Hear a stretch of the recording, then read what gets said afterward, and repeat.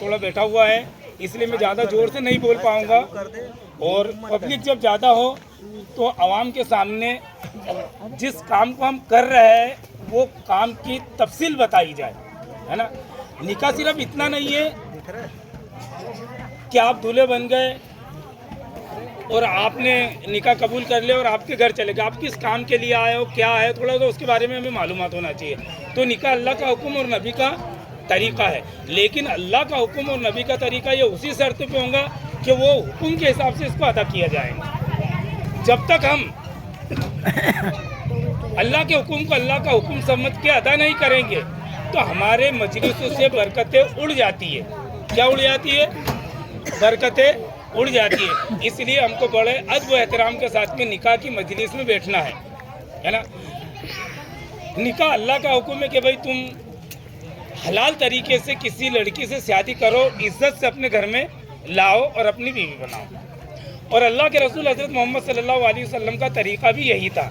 अब निकाह में होने वाली रसूमात जो है हम उसके ऊपर ध्यान दें, है ना। हाँ, हम घर के अगर बड़े हैं, समझदार है, पढ़े लिखे हैं, अब शादी जैसे फंक्शन के अंदर या प्रोग्राम में कोई गलत अमल हो तो हमारा काम है कि हम उसको मना करें, है ना। हमारे मुसलमान भाई बहुत सारे गुनाह को नेकी समझ के करते हैं जबकि वो इस्लाम में गुनाह होता है ना। हाँ, लगभग हर निकाह की मजलिस में बात कही जाती है कि भाई नाचना गाना ढोल ताशे बाजे ये इस्लाम का इससे दूर दूर तक के कोई वास्ता लेना देना है ही नहीं। रहा सवाल ये कि हमारे जैसे आलिम उलमा या इमाम या काजी इनका काम ही है ये बात को बयान करना। आप मानो ना मानो ये आपकी बात है, ये हमारा फ़र्ज़ है। अगर हम इस बात को नहीं बयान करेंगे, इस बात के बारे में अगर पब्लिक को नहीं बताएंगे तो कल क़यामत के दिन गुनाहगार हम होंगे। तुम्हारे से ज़्यादा बाज परस और पूछ परस हमारे से होंगी, क्योंकि जो बात हमको मालूम थी और वो बात हमने आप तक के पहुँचाई नहीं। इसलिए जब भी कोई ऐसा प्रोग्राम होता है और उसके अंदर कोई ऐसी बात हो जाए तो हमारे बड़े हमको हमारे आलिम उलमा की इज्जत करनी है, उनके पीछे चलना है, उनकी रहनुमाई में चलना है। तो इस बात को हम गलत एंगल से बिल्कुल भी ना लें, है ना। हर बात में आपको हर काजी कोई भी मसलक का इमाम हो ये बात आपको बताएगा और आपको इसको एक्सेप्ट करना पड़ेगी, मानना पड़ेगा। बहुत सारे लोग बोलते हैं अरे यार ये बात मैं मानूंगा नहीं। हमारे मानने से और नहीं मानने से कुरान और हदीस बदलने वाली नहीं है।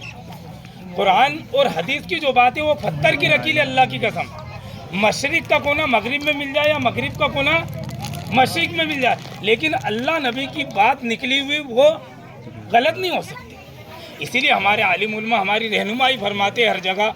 जहाँ भाई हम हमारी रहनुमाई का हक हमारे आलिम उलमाओं को है ना, तो इस बात पे हम थोड़ा सा ध्यान दें, तवज्जो दें। देखो, आलिम और हाफिज और इमाम और काजी और एक पढ़ा लिखा संजीदा आदमी वो किसी आम इंसान के खिलाफ कभी भी गलत नहीं बोले, है ना। लेकिन अल्हम्दुलिल्लाह बड़ी खुशी हुई इस बारात को देख के कि सादगी से आए और अपने निकाह की मजलिस में बैठे। बहुत साधारण और सादगी से निकाह करने का हुक्म है। जब निकाह को हम महंगा बना देते ना तो जिनकी 4 या 5 लड़कियां होती है वो बेचारा बाप बड़ा परेशान होता है कि मैं अपनी लड़की को इतना दहेज कहाँ से दूंगा। जो शख्स अपने लखते जिगर को आपके हवाले कर रहा है, इससे बड़ा हमको दहेज और क्या होना, है ना। तो बड़ी खुशी की बात है ये कि ये निकाह बड़ा सादगीपूर्ण है और ऐसे ही निकाह की हमारे मुआशरे में ज़रूरत है। आखिर में दुआ है कि अल्लाह ताला मुझे और आपको कहीं सुनी बात पर अमल करने की तौफीक अता फरमाए। आमीन। सब में कर लूँ ना।